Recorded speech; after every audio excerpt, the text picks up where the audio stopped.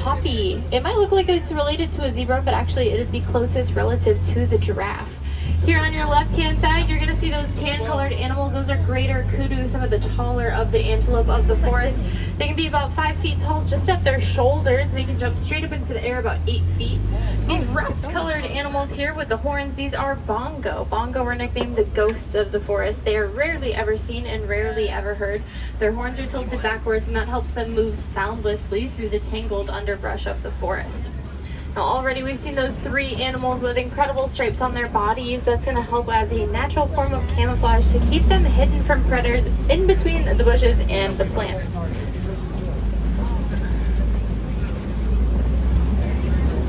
Oh, a rhino. A rhino.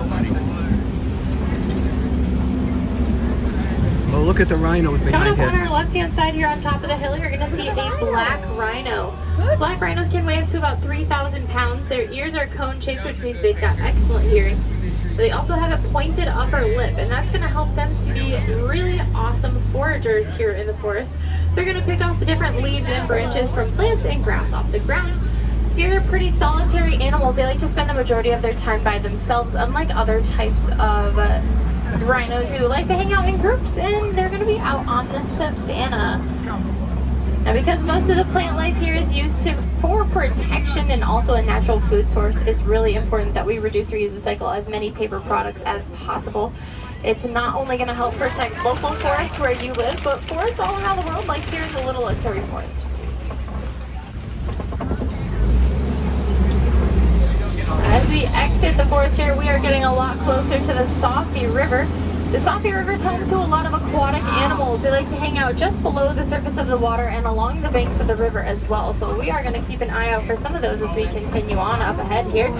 Looks like here on our right-hand side, we're going to see these pink-backed pelicans. They are the smallest of their pelican species, but their wingspan can still be anywhere between 7 to 9 feet wide. 9 feet is roughly the width of the canopy above your head, so still rather large birds for being the smallest of their species. Looks like a pretty rare sight coming up here on your right-hand side. A couple of these mile hippos hanging out outside of the water here. Usually they stay submergible at the surface of the water, like over there on your left-hand side. They're going to hold their breath for up to about 8 minutes at a time. Remain seated for me, friends. They're going to remain underneath the water for the majority of the day. It's going to help keep them nice and cool in the hot sun. Now, usually when it starts to cool down quite a bit, they're going to come out of the water and eat anywhere between 85 to 95 pounds of vegetation every single day. Whoa. Now, they are not buoyant in the slightest. They just sink right on down to the very bottom of the water. That's where they're going to walk and run across the bottom. They look pretty graceful when they do that, so a lot of people like to call them the ballerinas of the water.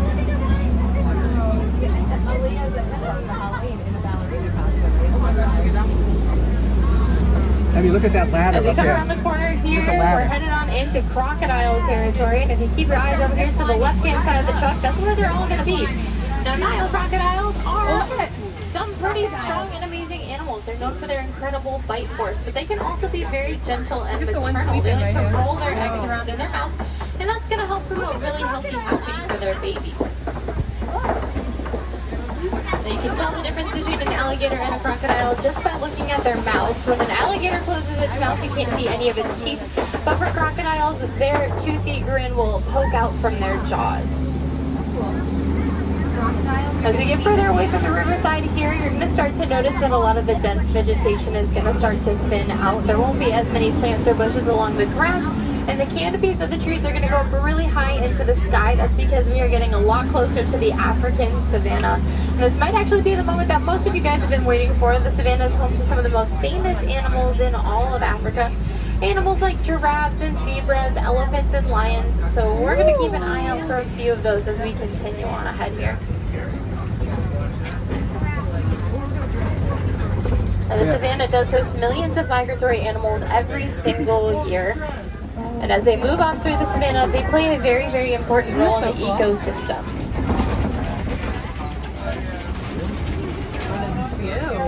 Now, the ecosystem out here is pretty fragile. If one small thing is moved out of place or destroyed, it can cause the entire system to collapse. That's why it's really, really important that we learn as much as possible about these animals and learn to coexist with them.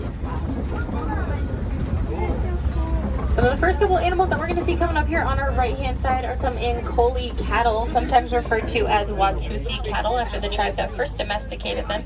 They are in the same bovine family as a cow, but they are not used for beef or dairy, just as a sign of wealth. So the more of those a farmer has, the wealthier they are. We can see plenty of Maasai giraffes scattered around the entire savanna here. You can see them from pretty far distances because they do grow out to be about 20 feet tall. So you can see they sort of just tower over the rest of the savanna there. Cooler with here. The majority of the animals that live out here on the savanna are going to travel together in herds. That's going to help keep them protected against predators, especially in such a wide open space like this. There's a lot of animals outside. There's a lot of animals today. That's so cool. And the rest of it. But the giraffes are going towards the car. Oh, look, She's feeding. Oh, yeah.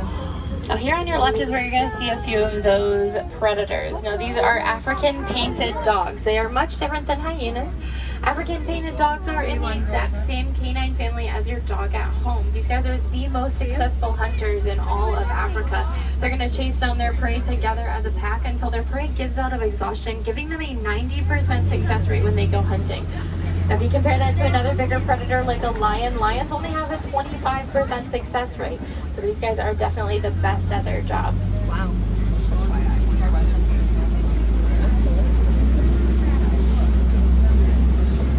On our left over here, we're going to see some sable antelope. Those are the emblem of the Harambe Wildlife Reserve. In every single fight or flight situation, they will always choose to fight. They're actually known to have gone up against lions and won.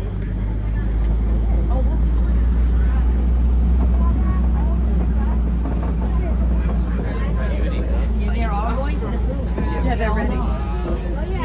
These really big mounds that we see on the ground, these are termite mounds. When termites build them, they will harden in the hot savanna sun to an almost cement-like structure. A lot of animals with tusks are going to come along and sharpen them along the sides there. You can see all these Maasai giraffes are starting to migrate towards where the warden is putting out some of their snacks. Now, when they stand up nice and tall, nice and still, eating their food, Maasai giraffes are called a tower. But when they migrate, kind of like what they're doing right now, they're actually called a journey. Now we can tell that they're Maasai giraffe just based on their patterns on their backs. They've got those jagged edges to their darker spots there. They do have 7 vertebrae in their neck, which is exactly the same as you and me. Theirs is obviously just much larger than ours is. They're going to spend the majority of their day eating. They actually only sleep for about 30 minutes a day. And then for the rest of their day, they're just going to use their long necks and long prehensile tongues to reach all the way up into the trees to eat their food. And since they are eating all day with their really long tongues, if their tongues were pink, they would get a sunburn. So they are born with naturally dark purple colorations. That way it's going to help protect their tongue from the sun while they eat all day. Coming up here on our right-hand side, we're going to see 3 of these Hartmann's Mountain zebras. A lot of people ask about the coloration of Hartmann's Mountain zebras. If they're white with black stripes or black with white stripes, you can actually tell the difference just by looking at their noses. Since their noses are black, we can tell they're black with white stripes. You can also look up on top of the hill there. You're going to see a few wildebeest. 1.5 million wildebeest will come together every single year. They're all going to migrate together anywhere between 500 to 1,000 miles. The dust that they kick up from that journey can actually be seen from outer space.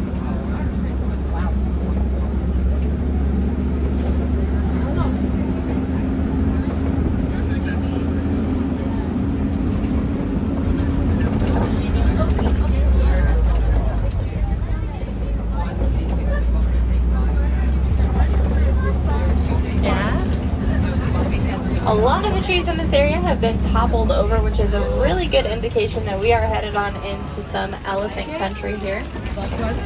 Elephant. Elephants. Looks like coming up on our right-hand side there, you're going to see those African elephants. They are the largest of their species. This looks to be the bachelor herd, just because there's only 2 of them hanging out here. Usually when the males hit around their teenage years, they'll be kicked out of the herd to go off and join a bachelor herd. That's where they're going to stay until they're ready to start their own families. They live in a matriarchal herd, which means that there is 1 female in charge of everyone.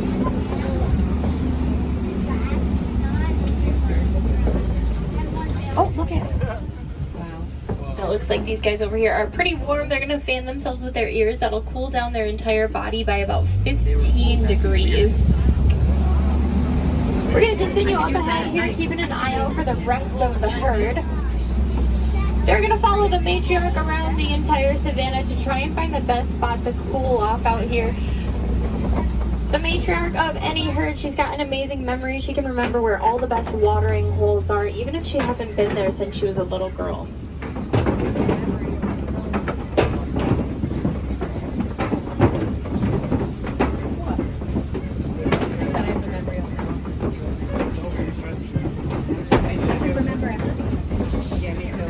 Unfortunately for African elephants, they are getting quite a bit more difficult to find out in the wild. That's because their habitats are being threatened pretty heavily by the mining of a mineral called coltan. Now, you might not have ever heard of coltan before, but you might be hanging on to a piece of it right now. It's actually found in all of our smart devices, so our cell phones, laptops, tablets. A really easy way that we can help protect the habitats of elephants is just by recycling our old devices when we're done with them. Looks like we did come across the rest of the herd up ahead here. We're going to see if we can get nice and close. Looks like the ones up ahead here are eating a little bit of an early lunch. They all have 40,000 muscles in their trunks, so they're going to use them to do quite a bit with. They can use them to pick up some food, drink some water. They're going to throw dirt and water on their backs, and that's going to help protect them from the sun. They've got pretty sensitive skin. Every now and then you're going to hear an elephant make a trumpeting sound, but that's actually not their main form of communication like a lot of movies or documentaries will depict. They're going to communicate using a series of infrasonic sounds that humans can't hear, but elephants can hear from over 100 miles away.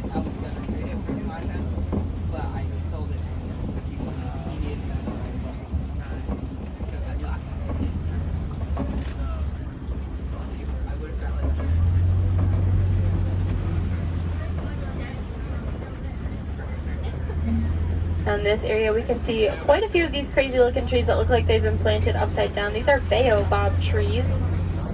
They're also known as the tree of life. They can hold thousands of gallons of water inside their trunk at a time. 9 months out of the year they look just like this, just conserving all that water inside. But the other 3 months they're going to get really beautiful leaves and even a citrusy type fruit that a lot of locals will actually make a sort of lemonade out of.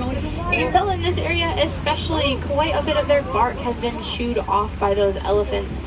They're actually going to chew on the bark. It'll turn into a gum-like substance, and that's how they're able to get their water from the inside of the tree. Here on our left, we're coming up on a flamboyance of flamingos. It's what a group of them all together is called. These are greater flamingos, which means they are the largest and lightest colored pink of their species. They get their coloration from the food they eat. They eat brine shrimp, which is rich in beta-carotene. Now if you look over there, you can see probably about 4 of them that are still white with dark gray feathers. Those are actually their babies. It takes a couple of years for them to fully turn pink like mom and dad, but the more shrimp they eat, the more pink they will become. Super cool, huh?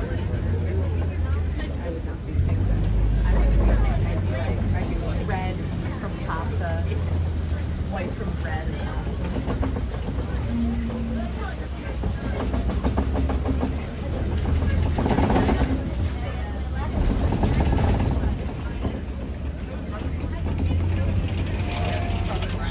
Looks like on our left-hand side here, this mud wallow was pretty recently stomped around in, which is a really good indication that there is probably some white rhinos in that area. They love to roll around in the mud. They use it as a natural form of sunscreen and as a bug repellent to help keep those bugs away. So I have a feeling if we find them around the corner, they're going to be absolutely coated in the mud. So we're going to keep an eye out here as we continue on.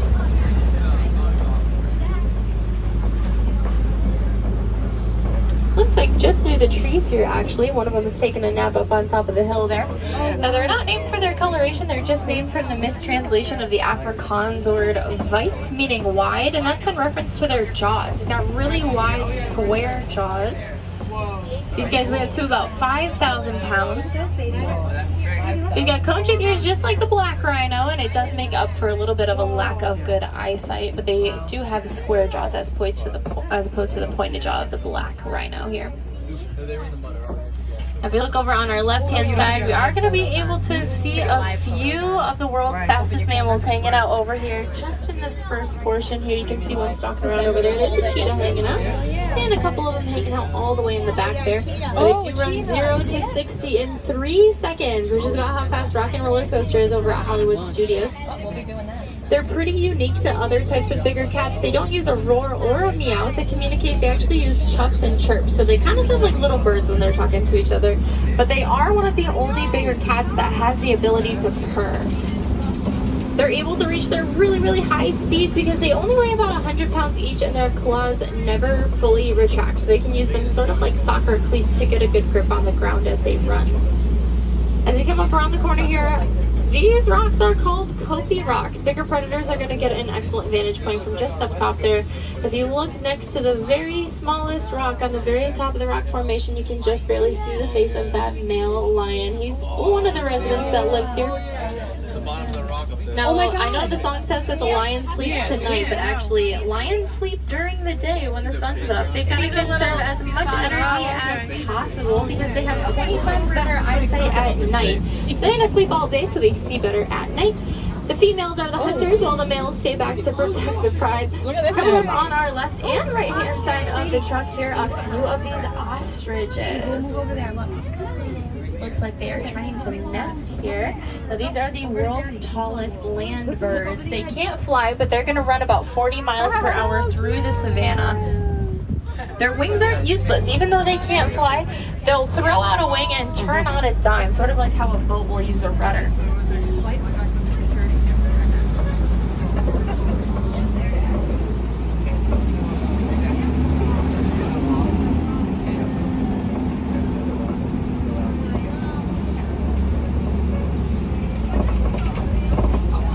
I do always like to say that any day you get to see a warthog is a really, really good day. They're my absolute favorite animals out here on the reserve. If you look over here on your left-hand side, you're going to see two of them hanging out in the shade over there.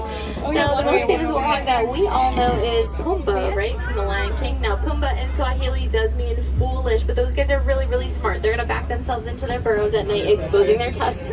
So even while they sleep, predators know to stay away from them.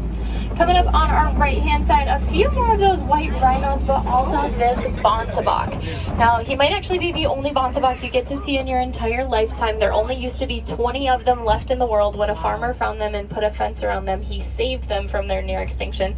They have the best success story in all of Africa. And that one back there, he's about to turn 16 in November, making him one of the oldest in the world. It really is an excellent example of how any small act of conservation that we do can really save an entire species.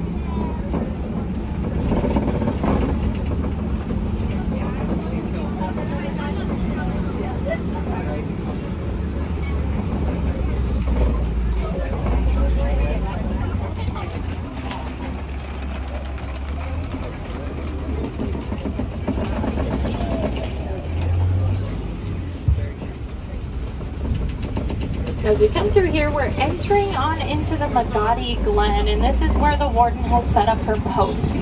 The warden and her staff live to take care of all the animals that come out here to the Harambe Wildlife Reserve. And it looks like we're going to see a few of the goats that she's adopted. These are Nigerian dwarf goats. As you can see, excellent climbers, very playful. They also produce a very nutritious milk, which is more nutritious than cow's milk. So the warden's going to offer them food and shelter. In return, she can either keep their milk or sell it in a market. Either way, it's a really great example of how humans and animals can coexist peacefully. As we exit the reserve, I do want to leave you guys with a bit of a challenge. Walt Disney himself said that conservation isn't just the business of a few people, it's the business of everyone. We can do little things every single day that are going to help contribute to the overall conservation of the planet. Things as easy as just reducing, reusing, and recycling. We can reduce the amount of water we use by shutting off the faucet when we brush our teeth or taking shorter showers. We can buy reusable products like water bottles and lunch bags to bring with us to work or school. And we can recycle just about everything. We even talked about recycling our old devices earlier. Now more than ever, it's really, really important to take care of the planet because we don't just inherit the earth from our parents, we borrow it from the next generation. Every small act of conservation that we do is not only going to help the animals we got to see today, but animals all around the world, like the ones in your backyard. As we come up into the village here, take a look around, gather up all those personal belongings. We don't want to accidentally forget something out here on the reserve. Now here in Africa, we do like to say that what we see with our eyes, we value with our hearts. We did get to see some of the most amazing animals out there today, and I hope that you guys have come to value them just like we do here in Africa. And we didn't get to see your favorite animal out there, always come back for another safari. No two safaris are ever the same. You might get a chance to see a couple of different animals out there later on in the day. We are open until 6 p.m. Now, if you want to walk down any of the walking trails we have here, there are 2 of them. One here in Africa is called Gorilla Falls Exploration Trail. You're going to see some gorillas, underwater viewing area of hippos, and even some birds. Over in Asia, you'll see the Maharaj Jungle Trek. Down there's some tigers, Komodo dragons, fruit bats, and water buffalo. Now here in Harambe, though, we don't like to say goodbye. It's far too sad and too final. We actually all just spent 2 whole weeks together, so that just seems too sudden. Now, instead, we like to say Kwaherini, which means to go well. So my friends, Kwaherini, go well, go wild, but most importantly, go make a difference out there. I know that you can. On your right-hand side, watch your